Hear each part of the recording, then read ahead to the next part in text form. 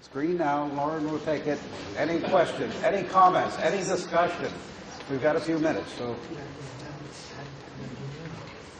I was wondering with the World Landscape Stewardship Area, which is, you know, is 185,000 acres, we just lost the first battle of several months, for 2 years of the river grant. And the wetland must be a major issue for you on that. Yeah, we are with the Conservancy of Southwest Florida in opposing the current plan for the rural land stewardship program. It would develop far too much habitat within existing panther critical habitat, within their primary habitat,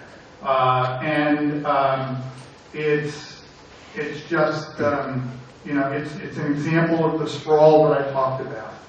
So we think they need to go back to the drawing board, and we're going to work to do that. Michael McBrown on my staff in the back is working on that project, and I encourage you to speak to him. And several of the commissioners are up for election.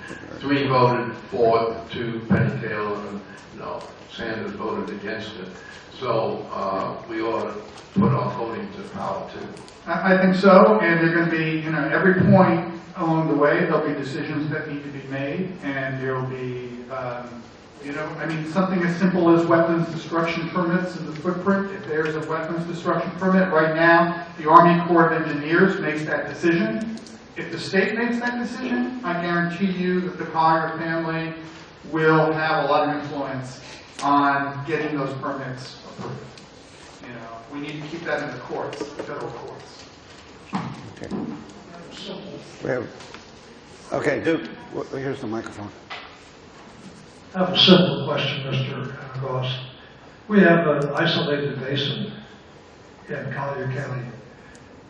And right now we're just about out of board members over at Big Cypress Basin. Governor's had the recommendations for quite a while, the appointments office. Where are our representatives? If we're going to go wetlands in Collier County, we need to have the isolated basin represented. Thank you. That's a great question. I thank you for that. And you in Collier County are incredibly fortunate that you have the Big Cypress Basin. It's the only basin I know that's county specific. And as I said, you're very fortunate to have that. Charlotte Roman is our governing board member. She's chairwoman of that. I don't know where the governor is on this. I know the appointments office has its hands full right now. There are a lot of appointments across the state, and I know that he's working on it. But I appreciate your comment, and I will make sure I get back to them, and I'll see if I can find out. I doubt I can, because I don't have a lot of clout there, but I'll see what I can find out. Because I agree with you, it is important. Okay, we have another comment? Yes, sir, from Sierra Club. Your proposed state buyout for the agriculture areas, you mentioned downsizing. I just wanted to know, would you include, the state possibly providing aid for this downsizing, inclusive diversifying of the people and employers that will be slowly being let go? So we are very familiar with what's going on in the Glades communities where there's high unemployment and where the sugar industry controls those communities with an iron fist. They burn the sugarcane every day for 6 months during the year, and their kids are breathing that smoke and dust and getting asthma from it, and their property is being destroyed.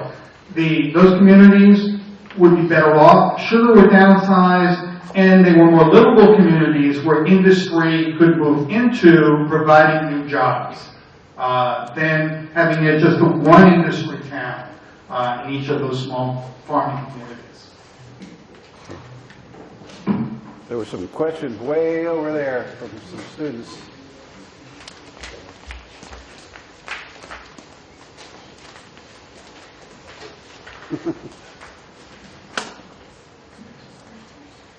Good evening. I want to take this chance while we have such a diversified panel to just ask again on another agricultural questions. With the decline of citrus due to greening as well as the overall demand falling, and we all know as far as the scientific community goes that wetlands are the most efficient way to treat water. And with all the buyouts happening that are aimed at sugar and for these reservoirs, have different agricultural entities besides sugar Some of the major players' names, LECO, due to some of these other guys that are in these communities, been approached for buyouts for actual treatment wetlands instead of just reservoirs. Yeah, absolutely. Particularly north of the lake, we've been working with the ag industry, citrus and cattle, and we're doing something called water farming. And we've got a bunch of water farms that are actually working really well, and basically they're not quite like the STAs. They're not engineered like the STAs. They're much simpler. They're much cheaper. As a result, so we're basically pumping water from a closed source, storing it on that land. The water's getting cleaned up, and then we're putting it back into the system as we need to. So it's worked out pretty well, and I think that I know that some of the folks in the citrus industry up there like it. I know some of the cattle up there like it, and it seems to be working pretty well. Well, as far as current and present plans, Wildland Street is down. There's not, it doesn't look like it's coming up anytime soon. Are there any proposed plans to buy in the future in the southern side of the lake? I'll mention it. Buying in the south of the EAA, I don't think there are right now because I don't think anything's for sale, to be honest. And unless there's a willing seller, the answer is no. Okay, we take one or two more questions. So. I've been watching this process for quite a few years. I taught a course in a small school in Boston called Environmental Science, and we started our course, even though we were in Boston, with the study of the Everglades in 1972. And it was the ideal ecosystem for studying all of the producer, consumer, decomposer, niches, interdependent species, habitat. It was a beautiful study, which has become a despicable study today. In Boston, what we've done when we came across an agency that was questionable in its approach to the environment is we've sued them. And I don't know if you're familiar with the Big Dig in Boston, but the Environmental Protection Agency was sued by Conservation Law Foundation. I have never quite understood why the environmental agencies in this state and the intellectuals which are in the college scene have not been able to put together a lawsuit legally binding EPA and DEP in this state to adhere to the Federal Water Pollution Control Act. You have an ongoing disaster, and it's not going to get better. There's no way this is going to get better unless you buy the land. That Florida Forever had meaningful teeth in it, but once again, it was beaten down by the politicians, and the people allowed it without coming back and suing. And I do think that the only way this will be resolved, given the fact you've got at least $100 billion worth of waterfront real estate sitting on this Gold Coast, and you've got $100 billion a year coming in through the various sources of tourism, the momentum of that value and it being held in abeyance by Sugar and Mosaic, whose income doesn't even come close to approximating what the value of these resources we generate with tourism and real estate existed are. And so I'm wondering, when is this lawsuit going to get positioned and put some teeth behind all of the wonderful ideas? The ideas sit there, they grow, they have their own metabolism, so to speak, and they grow now because of this toll road. This toll road is probably the most disastrous possibility that the state could face. You got a region in the center of this state, the size of Rhode Island, that is just waiting to be developed by, we know who, in the White House, his friend. And that's exactly the road that will go through the land which has the highest phosphorus content in the state. And we know who's going to take advantage of that once the road goes. You've got sinkholes that have occurred. You've got hundreds of millions of gallons of highly acidic, phosphate-laden waste that ate right through the limestone in 2 instances. And DEP turned its head and said, don't tell anybody this happened. And we still don't know where that phosphorus is. But all of these things happen, and we talk, and we talk, and we talk. When is the lawsuit going to begin? When are we going to force EPA to adhere to the Clean Water Act for the good of the state and the citizens of Florida? And I should say the United States, because the Florida Everglades is a treasure. And it's a unique treasure. Okay, so the answer is that we already did this. We went to court, we sued EPA to get numeric nutrient standards imposed on phosphorus and nitrogen in the state of Florida. Earth Justice, Sierra Club, several other groups. I think the Conservancy of Southwest Florida was part of that lawsuit as well. And the EPA and the court said, okay, EPA and the Obama administration, they've got a point, you guys, you work it out. We spent 2 years with the Obama administration to get this done. And on the day we thought we were getting it, a change was made. Instead of getting the numbers set and regulated by EPA, they delegated authority to the state of Florida.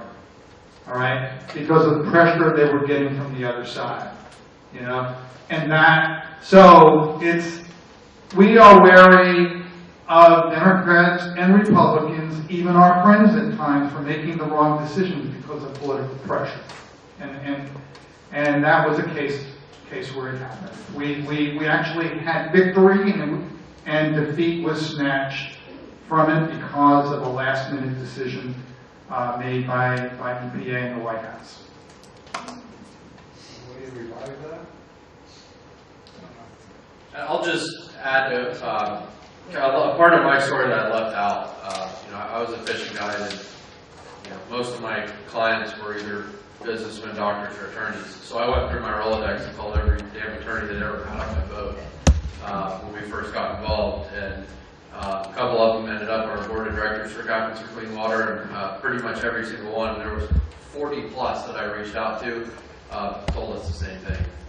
It's beyond the issue of the courts. There's some fights that can be fought in court, but the advice that the attorneys all gave us was that this is an issue that, in order to make progress, it takes the support of the community, everybody getting together, getting on the same page, and trying as hard as we could to form coalitions and try to apply political pressure wherever we could.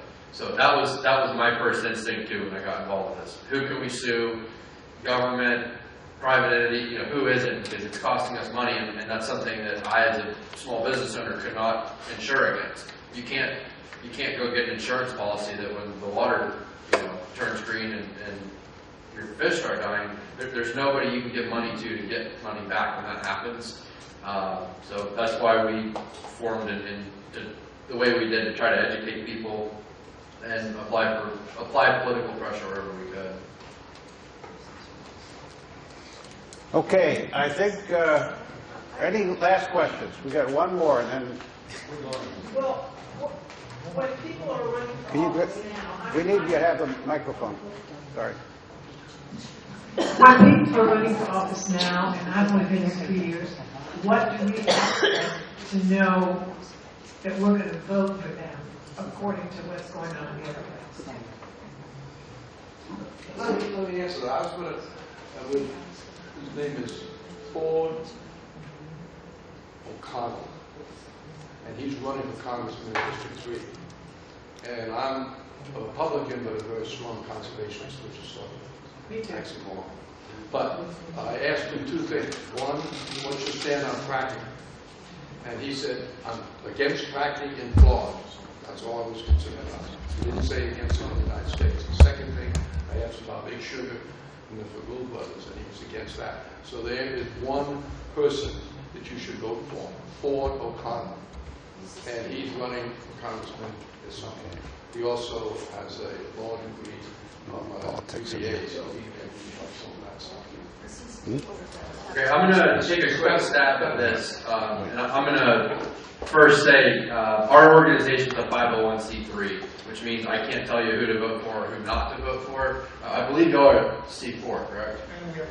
Okay, so there's certain organizations that can dabble in that and others that can't. For us, you know, we stay out of the electoral process, but what we do is educate people on issues that are facing the state and solutions that exist.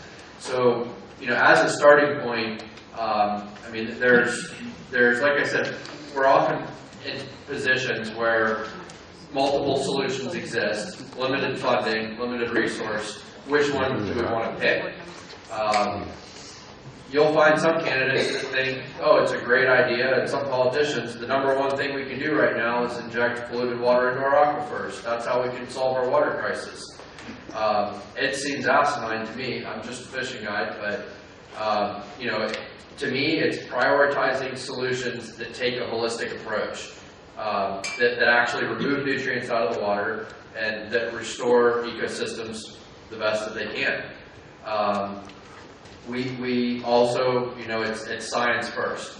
You know, if you're looking at a politician or a candidate and they're not getting in any specifics, you're saying, oh, I'm all about water quality, you know, maybe you want to ask more. Maybe you want to get just past them saying, I like water, because it seems like that's what they all do now.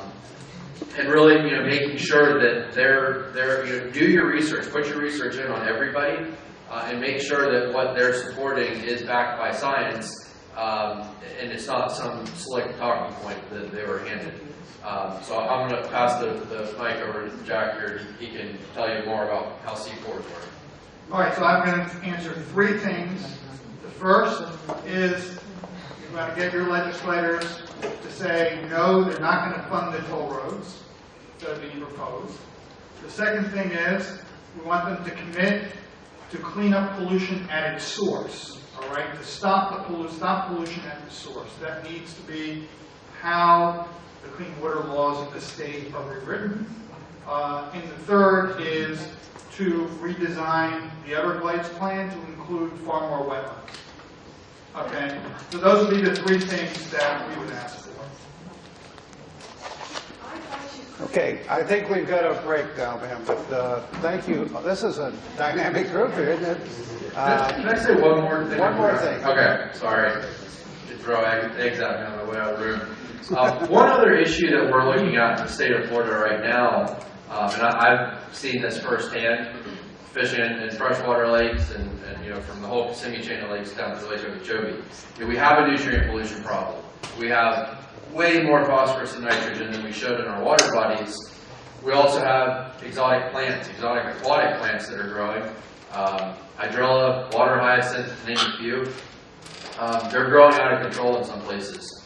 And the way they're currently managed by the state is you know, they identify these lakes and go in with herbicides. There's over 15 approved herbicides that they go in and you know, helicopters, airboats, go out, spray these. Some of the chemicals have been linked to cancer. It kills the plants rot, and all those nutrients are released in a punch, you know, really quickly as that organic material deteriorates, and it you know, all these nutrients are sequestered further up in the system. Those plants die, they rot, and it's just like this huge burst of nutrients that then flows downstream. It's making our algae blooms worse. It's destroying fish habitat.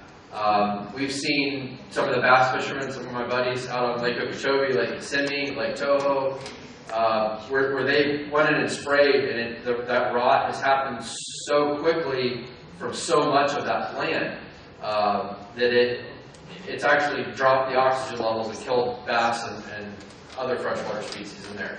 So these are wetlands that are part of some of our bigger water bodies, you know, Lake Kissimmee, Lake Okeechobee, Lake Ashnahaw, the whole chain of lakes and the rivers. I don't know if those are wetlands by definition, but to me they are. They're marshes, and that's also something that we should really be paying attention to. to me, again, it's a stupid solution to a problem that, as Jack said, we need to stop the nutrients at the source and try to find alternative ways, not dump poison into our water and see what happens. You want to add anything? Okay, well, listen, I think we got to... Never have Oh, forget it. I think we're going to take a break now. I want a great applause for these guys. It's really...